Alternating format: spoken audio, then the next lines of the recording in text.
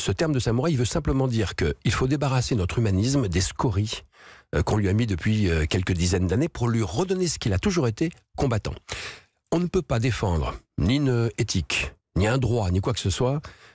Aucun ne peut exister s'il n'y a pas une force pour le défendre. Et aujourd'hui, nous avons besoin de savoir clairement, que ce soit pour l'idéologie islamiste ou pour le reste, clairement dans quelle pensée on est, parce que nous aurons, si les orages de l'histoire se rapprochent, avoir à nous battre d'une manière ou d'une autre.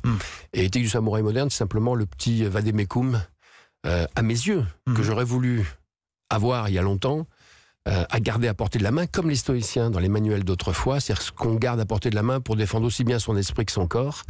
Dans les moments, moi je parle de désarroi, c'est ce qui me semble caractériser l'époque, mais dans les moments de tourmente, évidemment, qu'ont pu connaître nos anciens par exemple. Qu'est-ce que vous recherchez, Patrice Franceschi? Très vite, vous avez quitté l'île de Beauté, à la conquête du monde, ou plutôt dans un voyage introspectif à travers les peuples que vous avez croisés? Vous êtes allé au Rwanda, vous avez fait la guerre en Afghanistan, vous avez été là en 89 quand les Ceausescu sont tombés en Roumanie.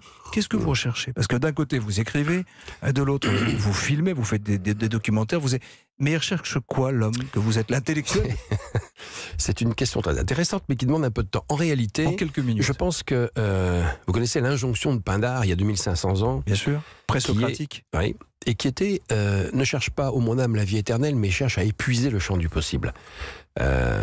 Pour moi, il n'y a pas de développement personnel, ce grand mot dont on entend beaucoup parler aujourd'hui. Ça, vous n'aimez pas, hein? Je n'aime pas, les émotions. Non, je dis simplement que la raison, une des maladies de notre siècle, c'est la domination de la raison par les émotions. Ouais. C'est l'inverse qu'il faut faire. Les émotions, c'est un truc formidable, mais ce qui caractérise notre humanité, c'est deux choses.